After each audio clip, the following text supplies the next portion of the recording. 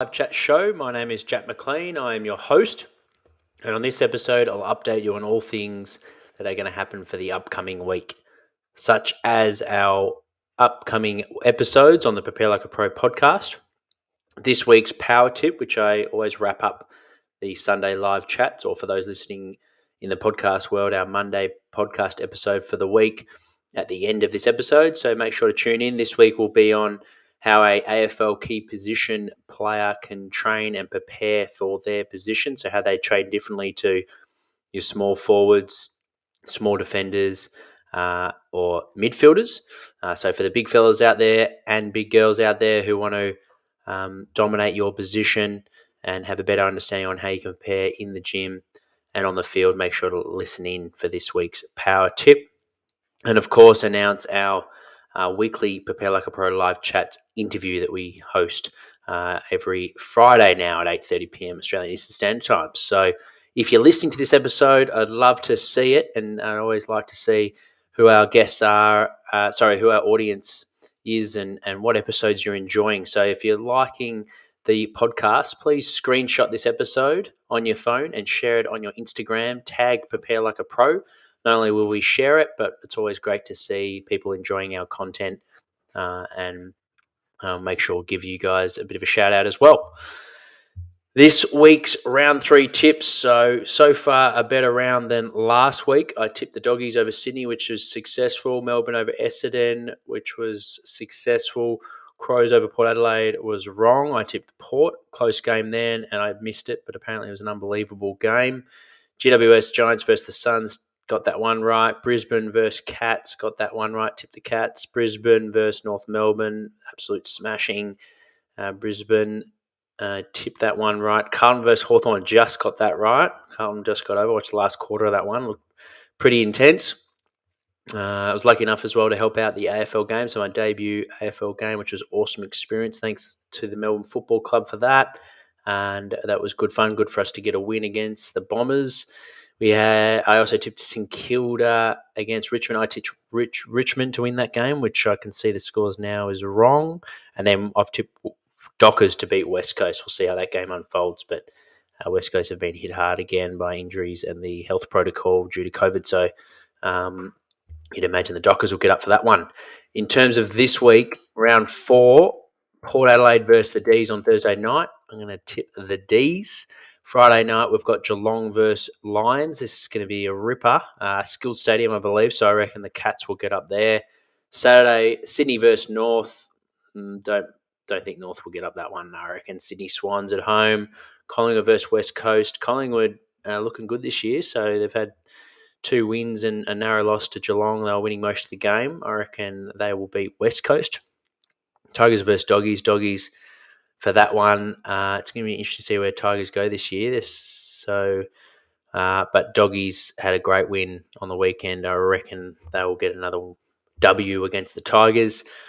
And then we've got Fremantle versus GWS. They could go either way. The fact it's in Perth, I'm going to tip Fremantle for that one, but that will be close, I reckon.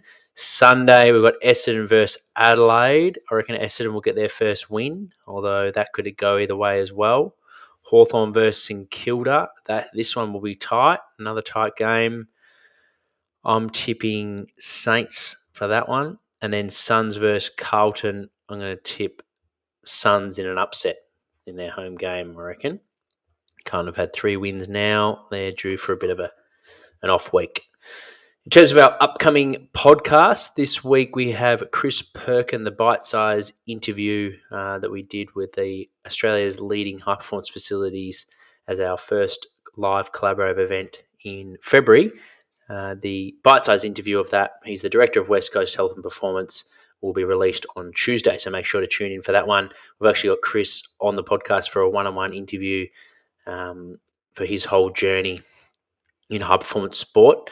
He's a physiotherapist, so make sure to keep your awareness around that one. That will be in the next few weeks on our YouTube channel for the live chat. This week's Get Better plan on Wednesday will be how to use objective data to measure power development. So it'll be good for the strength and conditioning coaches out there as well. No doubt you'll be well versed with velocity-based training. So some methods that I've used in the past with athletes, but also for the athletes out there, some simple apps that you can use on your phone to track the velocity of the bar, but also some just important, practical, actionable things that you can use in your training to improve your power development. So make sure to listen in on Wednesday.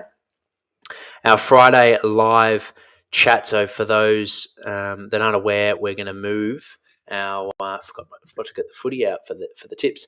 We're going to move this week's and going forward for the season of footy.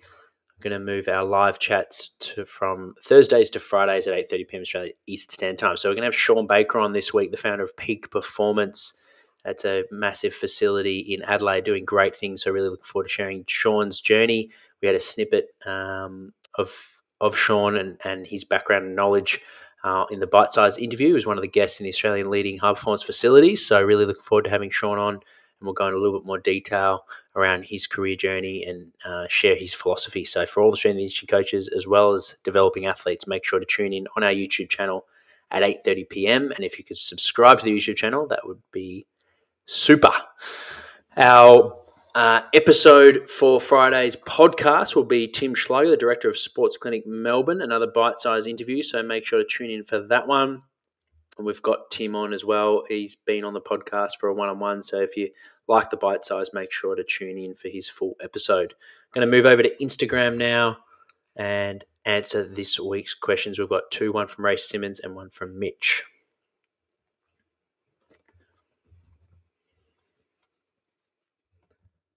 G'day Instagram, it's Jack here from Prepare Like a Pro, just updating you all things on the podcast for our Sunday show. So let's get straight into it. I've got the footy out because we do our weekly tips now that the football season has started, and why not get the sharing out when you've got a brand new one. So for those tuning in live, make sure if you've got any questions or queries, good to see Gus, D supporter, tuning in. Send them through via hitting the question button at the bottom of your screen. We've got two questions that have been sent through via the Instagram stories. First one is from Ray Simmons, who just watched the Kicking Coaches YouTube video. Loved it, but no Kevin Ball. Yeah, so for those that watched the live collaborative event we had on Thursday, unfortunately, Kevin Ball, he's working in Spain at the moment on a special project for FIBA Soccer, and the reception internet was no good at the time, so he was a late out, unfortunately. But if you do love Kevin's work and you're into improving your kicking technique, make sure to listen in. We had a full episode with Kev not long ago on the Prepare Like a Pro podcast. So he didn't make the collaborative event, but you can listen in there for the interview that we had with Kevin a little while ago. And we'll definitely do a live collaborative event again and get Kevin on board. The next question was from Mitch. Just want to know your thoughts about the use of creatine and its use in AFL, understanding the pros and cons of using it and the associated water weight as a result. And this is the beneficial of carrying. Is this the beneficial with carrying extra kilos? Thanks in advance. Big fan. Thanks for your question, Mitch, and sorry for the delay getting back to you. I saw this. I was just going through our direct messages, and I thought I'd add it into this week's segment so you can get a better answer.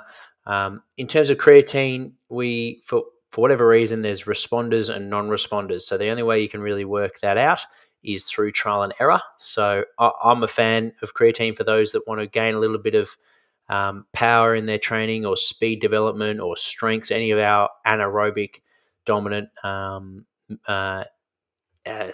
training focuses that we're trying to get out from our training, then creatine can be a helpful supplement. Of course, it's supplementing, so it's not going to move the needle, so to speak, and make a huge impact on your training, but it might allow you to get that extra rep done at a high speed, or maybe lift a little bit more weight on the bar. So it might give you that extra little bit of boost that gives you a stronger stimulus. So if you use it to work harder in the gym over a period of time, sure, you're going to get some better training stimulus out of that. So definitely thumbs up for creatine. Make sure it's batch tested if you're using it. So you can do that by checking at the back of the label, just to make sure you prevent. G'day, Andy. Good to see you tuning in, mate. Another win by the Casey boys. Well done. Hope you're recovering well. But yeah, Mitch, use the creatine. It will have, of course, added water weight, like you mentioned. So we naturally store creatine around 50. Everyone's a bit different, but about 50% naturally in our muscles. And creatine just allows you to top up those natural stores. So it is something the body produces, and by supplementing the powder form with your protein shake or first thing in the morning, however you want to do it, you're just topping up that energy store. And then, of course, you've got to then apply that in your weights program to get the adaptation that you want. So there's no point supplementing creatine and then not putting in the work. You're not going to see anything change other than the added water weight. So, yeah, but in terms of the adverse reactions, they're usually digestive issues that people have had. And then some people just don't get any benefits from it from an athletic point of view. And they're the non-responders, like I mentioned. As far as I'm aware, there's no research that has worked out why they're responders and why they aren't. If for anyone listening in live or anyone that's listening in the podcast world that is aware of some research in that space, please email it through to me at jack@preparelikeapro.com.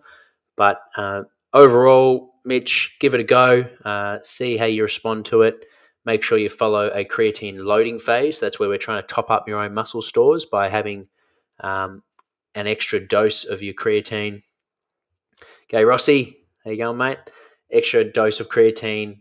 So you're getting 2 hits of it over a day for 7 days as your loading phase. Then you might supplement it for 6-7 weeks, where you just have 1 scoop as your maintenance phase. And then I would recommend having at least 4 weeks off it, just so you don't your body just doesn't get used to it, and you actually have a bit of a deload off the supplements, like we deload in your training as well. So cycle it on, cycle it off, really, really important, and just see what results and if it works for you. Like I mentioned before, some people have they're non-responders from an athlete point of view, or they get some negative effects in terms of their guts that just upsets their stomach. So obviously, if it does that, it's not worth the benefits, which are going to be quite small. So if they don't allow you to feel good as a footballer, and you feel like you've got sore guts, that can affect your energy, it's going to affect your concentration, and that's not worth it. So, but if you feel good on it and you feel like it's helping you get that little bit of edge, then 100% go for it. So that's it this week, guys, in terms of live chat, live questions. Stick around for this week's power tip, which I'll mention in a few minutes. But going back to the podcast now, anyone listening in on Instagram, if you've got any questions, just send them my way and I'll do my best to answer them. But in terms of program update, the key at the moment, this is typically when footballers will drop off their training. So we want to keep that strength base up, and that's where it's really important to keep 3 gym sessions a week, even if it's a 6-day break. And that might mean that you're only in the gym for a 30-minute session, but the intensity is high, the quality of movement's high. So we've got that intentional practice within that 30 minutes. It's not fluffy. And that way you'll still keep your strength base that you built over off-season, pre-season. And that's because we want to be strong at the pointy end of the season, the finals, September. That's where it's most contested, and that's where the pressure gets up at its highest. So we want to make sure we've got that body armor and we've got that strength to win that contested ball.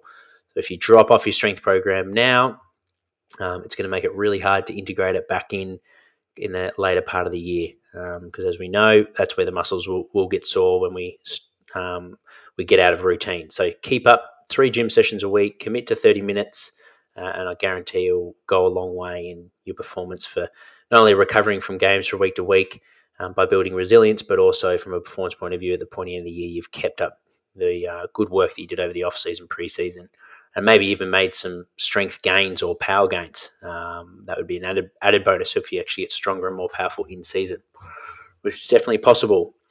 From a speed-bound point of view, we're going to introduce those on Thursdays as a pre-training primer on your main session of the week.